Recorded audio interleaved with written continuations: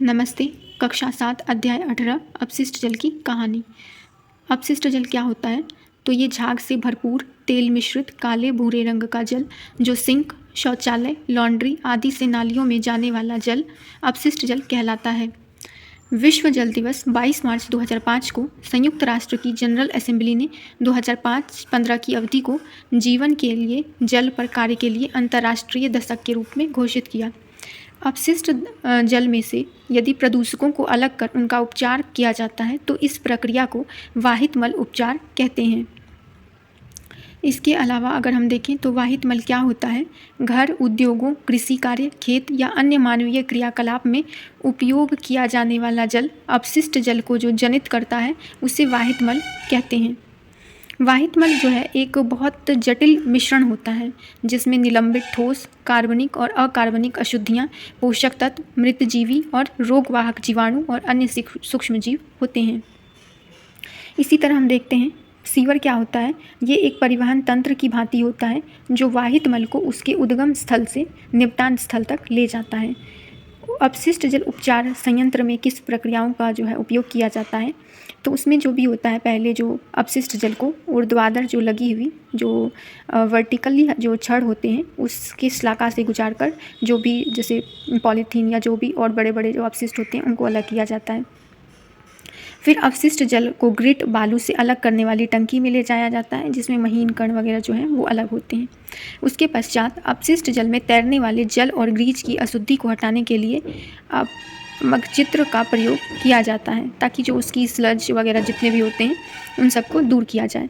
फिर उसमें जो गंध रह जाता है उसको निर्मलीकृत जल में पंप के द्वारा वायु को गुजारा जाता है और उसमें वायवीय जीवाणु की वृद्धि होती है। वायवीय जीवाणु वो होते हैं जो ऑक्सीजन के प्रेजेंस में जो जिनकी वृद्धि होती है, और यदि अगर हम अवायवीय जीवाणु कहें तो वो जो ऑक्सीजन होता है उसकी अनुपस्थिति में जो जीवाणुओं की वृद्धि होती है वो अवायवीय जीवाणु होती हैं। इसके बाद क्लोरीनेट करके जो है जल को यूज में लाया जा सकता है इस प्रक्रिया के पश्चात।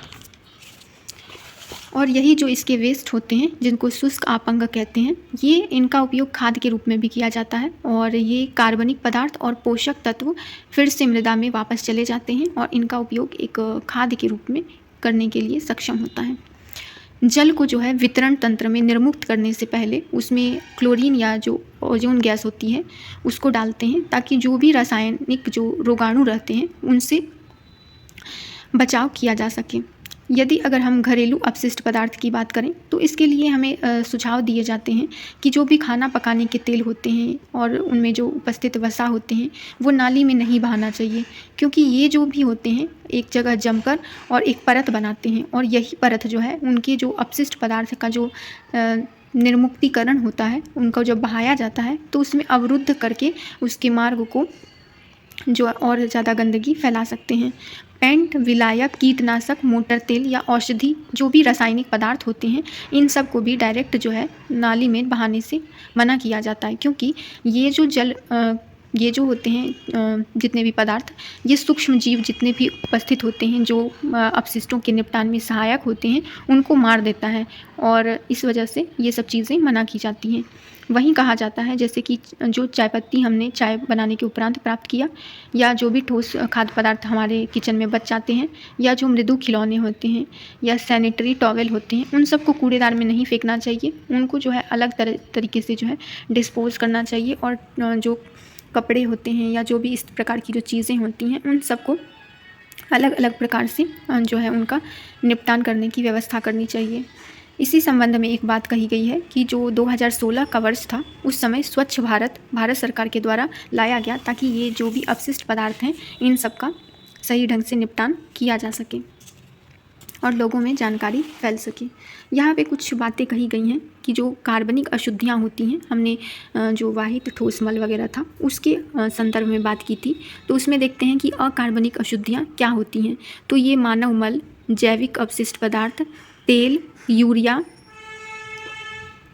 पीड़कनाशी, शाकनाशी, फल और सब्जी आदि का जो कचरा होता है ये कार्बनिक या ऑर्गेनिक वेस्ट कहलाते हैं। अकार्बनिक क्या होता है?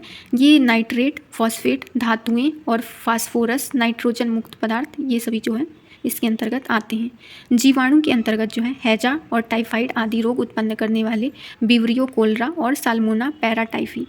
तो जो ये हैजा जो उत्पन्न करते हैं उस जीवाणु का नाम है विब्रियो कोलेरा, और जो टाइफाइड करते हैं उसका नाम है साल्मोना पैराटाइफी। और जो अन्य सूक्ष्म जीव होते हैं जैसे पेचिस, ये प्रोटोजोआ के कारण होता है, ये सभी बताया गया है। और उपचार की जो प्रक्रिया होती है ये इसमें पहले शलाका छन्ने से, फिर ग्रिट बालू अलग करने की जो टंकी होती है उसके द्वारा, तीसरी प्रक्रिया जो होती है ये आपंक या स्लज होता है, इसमें जल अपमित्र जिसे हम लोग स्किमर की सहायता से करते हैं। फिर जो लास्ट होता है उसमें यहाँ पर दिखाया गया है वातरित के द्वारा, यानी कि इन सबको एक पाइप के द्वारा प्रोसेस किया जाता है। ये बताया गया है कि जो भी इस प्रकार के जो घरेलू कचरे होते हैं उनका किस प्रकार से निपटान किया जाना चाहिए। और ये हमारा चैप्टर, इसमें अंतिम में ये महात्मा गांधी का कोट है जिसका आप विभिन्न स्थानों पर प्रयोग कर सकते हैं। मानवीय और पथ प्रदर्शक कार्य प्रारंभ करने के लिए किसी को भी दूसरे का मुंह नहीं ताकना चाहिए। इसका मतलब है कि आप स्वयं से इस चीज़ को शुरुआत कर सकते हैं। जो बदलाव आप दूसरे में लाना चाहते हैं वो स्वयं से स्टार्ट करें, तो ये ज़्यादा प्रभावी होता है। तो इस कथन के साथ जो है इसको समाप्त करते हैं। धन्यवाद।